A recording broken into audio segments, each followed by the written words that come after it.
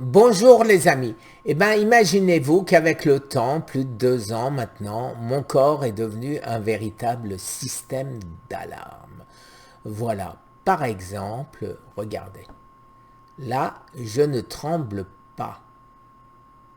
N'est-ce pas? C'est cette main normalement qui tremble. Je ne tremble pas. Et pourtant, les amis, hier, dans cette vidéo, je tremble beaucoup de la main gauche dès que j'ai un poids dans la main, dès que j'avais un appareil photo dans la main. Alors il semblerait que ce soit un tremblement essentiel à ne pas confondre avec Parkinson. Alors ce tremblement essentiel, bon, c'est un peu de stress, un peu de soucis et hop, de temps à autre, il revient. Mais c'est rare. Mais j'impute plutôt ça au fait d'avoir mangé de la viande, puisque chaque fois, les amis, que je mange de la viande, je tremble et j'ai mal dans les muscles. Inflammation. Est-ce que l'inflammation me fait trembler aussi? Je ne sais pas. Mais quoi qu'il en soit, je suis devenu un système d'alarme. Alors, hier, j'ai mangé, les amis, une barquette, peut-être pas aussi grosse, mais une barquette de myrtille, de blueberry aux États-Unis et de bleuet au Canada. Alors, qu'est-ce qui se passe quand je mange ce genre de nourriture? Eh bien, j'ai des tremblements. J'ai des tremblements et je n'ai pas mal aux articulations et je n'ai pas mal dans mes muscles. La différence, c'est la différence. Et vous êtes nombreux à me dire, mais si, notre ami Thierry, notre ami Irène nous dit que les fruits c'est bon, le sucre c'est bon. Eh bien, les grands professeurs américains disent le contraire. Et vous allez voir ce qu'en dit notre ami Eric Berg. À ce sujet-là, je tiens de nouveau à remercier Eric Berg en français, la chaîne qui nous aide énormément. Je vous remettrai le lien pour que vous vous y abonniez, une mine d'informations. Et maintenant, les amis, je vais vous faire écouter la vidéo traduite par nos amis. I had another question. Someone wanted to know, if sugar is so bad, Dr. Berg, why is fruit so healthy? Okay. Well, first of all, I never said that fruit was so healthy, okay? And it's not part of a healthy keto plan. That being said, there's several things I want to tell you about. The fruit that we consume now are hybrids, which means that over the years, they created these fruits to be sweeter and sweeter and sweeter. Honeycrisp apple, for example, has 19 grams of sugar. I mean, take a look at a crab apple. It doesn't have 19 grams of sugar. So we're consuming more sugary fruits, okay? That's one thing. Number two, fruits should be seasonal, okay?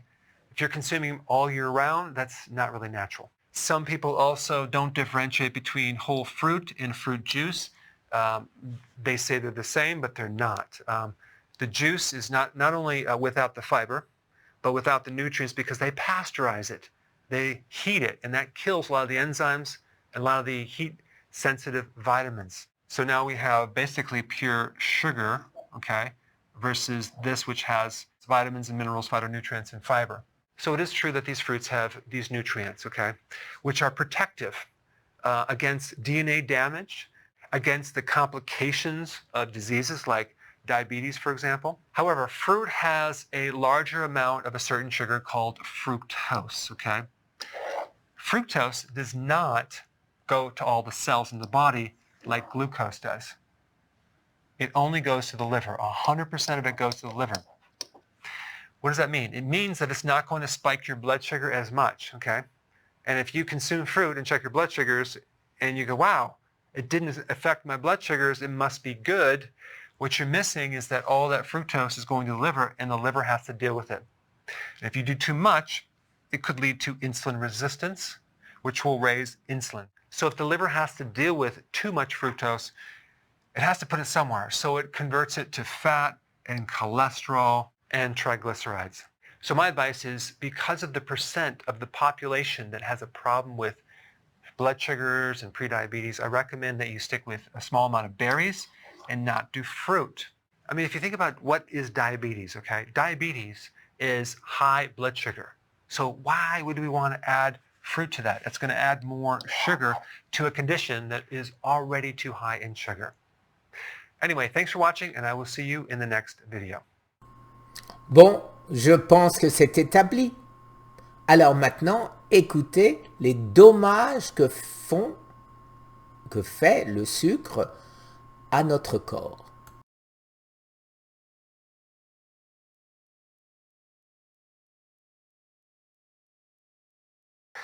At what blood sugar level does a person start to notice organ damage? Okay, because it's important, especially if you are a diabetic or you're a pre-diabetic or you have insulin resistance. And by the way, I would say that at least 70% of the population has insulin resistance and they're headed to diabetes. So this is a very important topic. Now, the ADA, American Diabetes Association, the experts in diabetes, say that your A1C, which is an average blood sugars of 3 months, should be below 7.4, okay? Now, if we convert this to blood sugars, that's a blood sugar of 166. Okay, that is way, way too high, because the damage starts to occur when it gets over 100. Now, one study, which I'll put a link down below, indicated that fasting blood glucose levels at between 110 and 125 already created a loss of 40% of the beta cells of the pancreas. The beta cells are the cells in the pancreas that produce insulin. The more the beta cell becomes destroyed, the less insulin you have, the higher the blood sugar, the more you have glucose toxicity, and the more damage you're going to experience. Now, the ideal scene for an A1C would be less than 5, okay? It's 5%, not 7.4. It's way too high. It's definitely common knowledge that you need to avoid added sugars, but realize that fruit has a lot of sugar, starches have a lot of sugar, and so do whole grains. So this could be part of the problem right there. Diabetics in general already lost over 50% of their beta cells, and that's why they're diabetic, because diabetes is defined as high blood glucose. Okay, why? Because insulin is not there to push it down, and just before that we have insulin resistance, so that's creating a much higher output of insulin over a long period of time, which insulin itself is toxic to the tissues. Now we have a situation with high glucose toxicity and high insulin toxicity. Not good, but it's very easy to solve. All you have to do is cut out the refined carbs and the sugars and do intermittent fasting. And the good news about this is that you can reverse the damage, okay, if you get it in time. So that's the good news, but you have to get it in time. All right, thanks for watching.